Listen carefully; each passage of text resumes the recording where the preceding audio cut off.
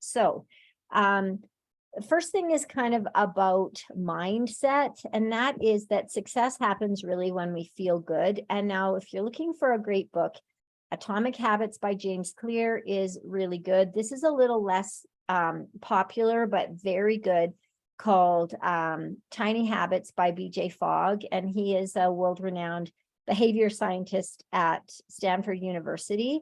And really what he talks about is focusing on small wins and enjoying the process.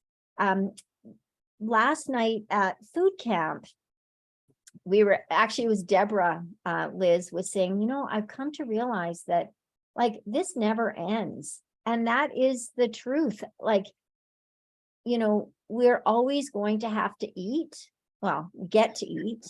And so, we need to find a sustainable way of eating that we can enjoy, because we're always going to be eating. So we want to kind of stop the mindset of, starting a diet and stopping a diet, because we're not stopping, we're still, eating. So trying to, understand and consolidate that this is what success looks like today, and I'm on my way to more success. By just focusing on the small things that we're winning, it does help to show that we are progressing, because we are all going to fall down where nutrition is concerned in particular. But the people that are the healthiest are the people that just stand up or get back on track sooner, the next meal, the next snack, rather than kitchen sinking it. And I fell off the wagon on for breakfast. I'm just, I'll start my diet on Monday, just going that far. So and really believing that it's possible. Surrounding yourself with positive people, like, this kind of format where we all have a similar goal, and getting support and accountability does really help with keeping you on track, whatever that's going to look like for you. Now, let's kind of do a quick shift over to exercise. And a lot of people really think that you need to exercise for weight loss, but I will disagree. I'm going to bring up a lot of studies, and if you want to have the links for studies, let me know. I can send them your way, because I'm not going to open up every single study. But this particular study shows that calorie deficit, or putting yourself, restricting calories, is going to have a more profound and consistent effect on weight loss than just exercising. Obviously, if you're doing a calorie deficit and exercising, you're going to have more benefits. But if you're just exercising for weight loss, it's not as effective as calorie deficit. So number one is creating that calorie deficit with nutrition for fat loss, and then adding exercise for fun and function, finding something that you can do regularly. And frequency is more important than duration. Just like I was saying, a 6-minute workout over the holidays, if you did that 3 or 4 times a week rather than an hour workout once a week or not at all, is going to be more beneficial for you. And having that social support and accountability are helpful. I didn't put the link there, but I've recently found a study that I don't think I put it in here. I think I put it in the email that I'm sending to you, is that those with accountability are, going to see more results. Resistance training is a must as we age. And a lot of women in particular, the big fear is, I don't want to get bulky. But the fact is strength training does increase muscle mass or muscle tone, but we are not going to get big and bulky. Our muscle decreases starting at the age of 30 until the age of 50, with an accelerated decline at 60 and beyond. So we start to lose strength and muscle tone very early on, unless we do something about it. And the functional age loss in strength and balance could be demonstrated in, I don't know if anybody saw, I did I called it the old lady test that I stole from Squat University, whereby you just stand on one foot, try and put your shoe and sock on without touching your other foot down, and then doing the other foot. the fact is that as we lose strength, that becomes more difficult. And when we lose strength and balance, then we are, at increased risk for falling and injuries. So, maintaining our strength is very important as we age, and that happens through increased mass.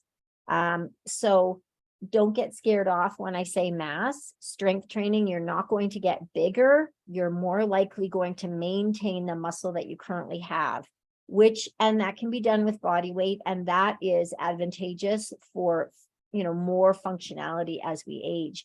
Lots more studies. So the action step on this is really, we need to do resistance training 2 to 3 times a week, and that can include body weight training. I talked about exercise for fun and function. Not everybody loves resistance training, but hopefully finding a format that works for you 2 to 3 times a week. Sometimes it's just like, that's the medicine that you need, especially for women that are, not super heavy, because it does help to maintain bone density as well. Oh, and on an aside, there's another study. I'm a study geek. If you jump on the spot 10 to 20 times twice a day, that has a significant improvement in bone density. So, if you are at risk for osteoporosis, maybe from a genetic predisposition, doing like 10 to 20 jumping jacks twice a day has this study that they did had I have the reference for it as well, but not in this presentation, remarkable bone density improvement effect. So there you go. It doesn't take a lot. All right, so we need to keep moving, and NEAT is where it's at. Now, NEAT is non-exercise activity thermogenesis, and it includes just things, that like not specific exercise, just trivial movements that we're doing throughout the day. And this study in particular said that NEAT, trivial movements, has a remarkable effect on metabolic rate and can help to burn more calories over time. So this study showed that like sitting would burn 5 to 10% more calories than, being prone. Standing burns 10 to 20 more percent more calories, and walking 100 to 200% more calories. So, if you're as old as me and remember, and if you're Canadian, remember the participation ads. I remember those when I was a kid, and it was just things like take the stairs, walk away, like park farther away from the, at the end of the parking lot. Those are the things to keep moving. Even fidgeting burns more calories. So the action where NEAT is at is really trying to, for example, increasing your step count. 10,000 steps is a great goal, but whatever you're doing now, just increasing them is going to be a good goal for you. Now, these are not only for weight loss. The majority of people that I'm working with, weight loss is a goal, but it is also for weight maintenance and just general health. So, the adage, if you don't use it, you'll lose it. As we age, we want to stay as functional as possible. And so, that resistance training and staying active is really important. So let's talk about dieting and how dieting does not work. This study was with 22,000 participants with 14 popular diets. And basically at the end of 12 months, any results that anybody gained on any of the diets largely disappeared. So at 6 months, the average weight loss was 3 to 5 kilos. There was cardiovascular improvements within that 6 months, but then after people came off the diet, they had gained all the weight back. Their cardiovascular improvements had disappeared. So, it is a bit discouraging to think, well, I can't do any specific diet and have long-lasting results. But I have a caveat for that. I also wanted to include a study about carbs, because I think that carbs, especially in women, are a little bit demonized. And this study in particular says that there's really no little to no difference between a low carb and a carb balanced diet for weight reduction after 2 years. So I think the caveat with the carbs is that carbs aren't bad, it's the quality of carbs. So we're going to be trying to be staying away from those hyper palatable foods that are, highly processed, for example, but there are good carbs that are going to help us look and feel better and more energized. So the idea that, putting foods like off, like making them taboo, tends to lead to cravings. And the more taboo foods you have, the more likely you're going to fall, they're going to be your guilty pleasure. And when you get tired or depleted, you're going to fall into those, a bag of Miss Vicky's or the bottom of a ice cream vat or whatever your guilty pleasure is. The fact is, no food is good or bad. There are just good investment foods, and I call them poor investment foods, or foods that are not satiating, don't move you closer to your goals, don't aren't have not much nutritional density. And so the action step where diet is concerned is that all food and drink is fine in moderation. You can have that wine on Friday night or a pizza night with your family or whatever it is. We just have to learn how to incorporate those foods into your diet. And so, like I said, the more they're off limits, the more you're going to want them. So now the superhero of, especially for women in, at or approaching or through menopause, is eating more, and especially protein, because it is the most satiating macronutrient. It supports fat loss over weight loss because it preserves and builds lean muscle. And if you're wondering how much protein you need, basically you could take a ballpark of 100 grams of protein per day. Now, this is not 100, like weighing 100, like weighing your chicken breast. And it's like, oh, this is 100 grams. That's how much I need per day. Oh, sorry. I'm just going to let this person in. It's not the weighted grams, it's the actual grams of macronutrients, because there are proteins, fats, and carbohydrates. So we're looking to, as a ballpark, get about 100 grams of protein in a day. And then this is a kind of a little formula that you could use, taking your desired weight. So if you were 170 pounds, but you wanted to be 150 pounds, you would use 150 in the equation, and you would multiply it by either 0.7 or somewhere between 1.2. And that's going to give you how many grams per day that you need. If you are sedentary, using the lower number. If you are super active and doing resistance training, you want to do the higher number. But if you've never tracked your protein or anything before, getting a free MyFitnessPal account and starting with 100 grams of protein would be an excellent way to start. But this is kind of just giving you a little bit more detail on that. Oh, now I just need to, sorry, I got to just, how am I going to move this? I got to go over here, I think. There we go. So this study is just showing that eating more than the recommended daily allowance, the RDA, reduces body weight. It enhances composition by decreasing fat mass, but protecting lean muscle. And the recommended daily allowance is only 0.36 grams of protein per pound of body weight. And that is really just to prevent deficiency, not optimal health.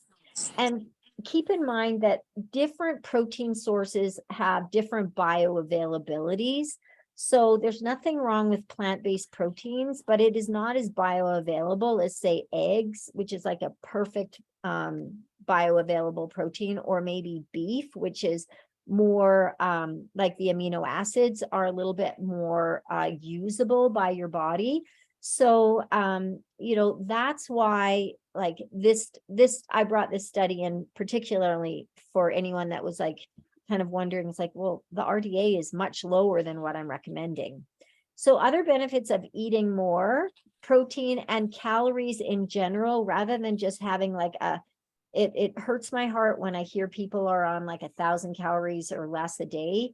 that is just not enough to survive. And it really causes metabolic adaptation, which means that your body gets more efficient at getting by on less. So it really slows your metabolism. So by eating more, your weight loss might be slower, but it is more sustainable. You're not going to want to eat your fist. You will have slower progress, but you won't have that yo-yoing or the need to binge, because oftentimes when we lower our calories too much, we can white knuckle it for a few days, and then the weekend comes and it all goes out the window.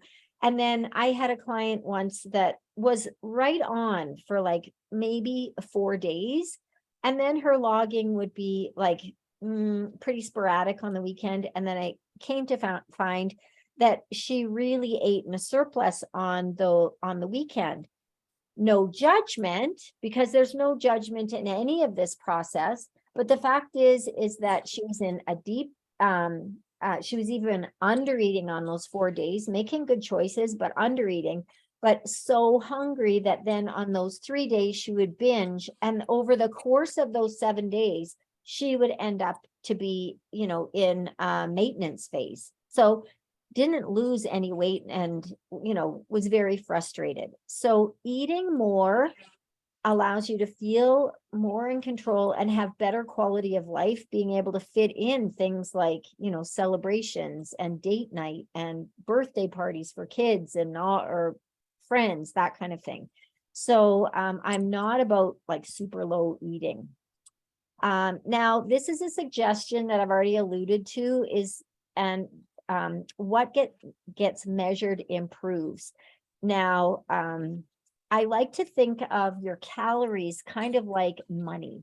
So if you were bankrupt and, you wanted to get on top of your finances, you would probably want to look at money coming in, money going out, where's it being spent? And it would be very difficult to dig yourself out of bankruptcy if you just didn't look at any of those numbers. So trying to neutralize numbers like your body weight, what your calories are, helps to, it's going to help us be able to take those numbers and improve them. So this is a study that had 1,700 participants, and those that kept some kind of track, whether it was, taking pictures, writing it down, using a free app, of calories and weight, they lost twice as much weight as those people that just kind of willy-nilly did. So my thought is to consider food logging using the free app MyFitnessPal or some other free app, or taking pictures of your food, finding some way of holding yourself accountable, whether that is with a coach, a friend, somehow you find accountability. And even in the beginning, you don't have to food log every single morsel, but the big movers would be protein and probably fiber. I didn't include fiber in this presentation, but I'm finding that increasing fiber to like 20, I've been talking a lot about it on social media, and with my clients, I've added a fiber goal for them, because 25 grams of fiber really helps to reduce visceral fat. And it like protein takes, it slows gastric emptying, so you stay fuller longer. There's so many other benefits to fiber as well. But just even logging like fibrous foods and protein to just get an idea of where you're at is going to be helpful. Also consider quantifying your progress by some sort of daily weighing or waist to hip ratio or trying on pants.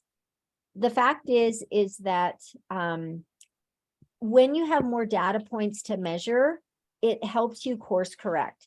So if you're going to weigh yourself once per month, you are not going to get a very accurate measurement about that weight, because look at all the reasons that your weight could be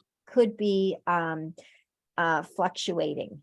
So, there's actually the 10th reason is maybe you're on a different scale, but you know, hormones, alcohol and sodium carb intake, whether you're exercising, timing of your last meal, timing of the last time you pooped, timing of the weighing, like all these things will make a difference in when, you know, what your weight is. And if you only measure once a week or once a month, you're not going to get a very accurate measurement. And if weight loss is your goal, then you need to be a little bit more accurate. So the most accurate you could be is just to measure every day, get up, use the bathroom, weigh, and then average over the week. That's going to give you a better idea of your progress. So knowledge is power. When you know better, you do better, and it can be challenging to separate the facts from fiction, especially in menopause, especially with all the mis and disinformation out there. So I'm just briefly going to talk about my Nutrition Academy, which is the one way to start working with me outside of free challenges. It is kind of a portal where there is practical and actionable information where you'll get lasting weight to achieve your lasting weight loss. I have short videos like 5 minutes, 3 minutes, and PDFs and resources that support it so that you understand the concepts. Like when you understand what happens when you eat carbs late at night, or when you eat carbs and fat together, and or when you eat protein or don't eat protein, like all these things help you to make better choices. And then I also give you a personalized plan. I do have, this is just until for 24 hours, this coupon code. I will be emailing you this link and coupon code in the morning in the day 3 email. And the coupon code will last until midnight tomorrow night. So that is the Nutrition Academy. And I wanted to just share a little bit about what I've learned so much about food and exercise. I honestly feel much better equipped as I enter this new chapter in my life. It taught me a lot about accepting where I'm at, working for progress, not perfection, and also helping me realize I actually need to do more to reach my goals. With Shauna's program, she gives you the resources and the education to get you unstuck. I learned so much about diet and exercise. I wish I had met her sooner. I highly recommend working with Shauna. I've known Shauna now for almost 10 years. So knowledgeable, and she helps you understand your body. After starting to work with Shauna, I felt like I had both knowledge and compassion to take charge of my health. And I have seen so much improvement in my strength and in my mindset. She is truly a godsend. Shauna provides you with the tools so that you can become more knowledgeable about nutrition, workouts, and really learn how to listen to your body. Will Indeed Gain is a very supportive community and a coach who encourages you and really wants you to become more knowledgeable and listen to your body, which truly is powerful. It is inspiring me to get outside and get my steps in. It's watching nutrition and being coached along the way. Great trainers, awesome workouts, never know what you're going to get, different every day. Really great nutritional support and awesome people to work out with. So much fun. I've learned so much about food and...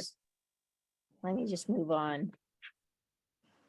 And that's my presentation. I'm going to just stop sharing this. I'm actually going to stop the recording as well, because I feel like your questions are more personal. And if people aren't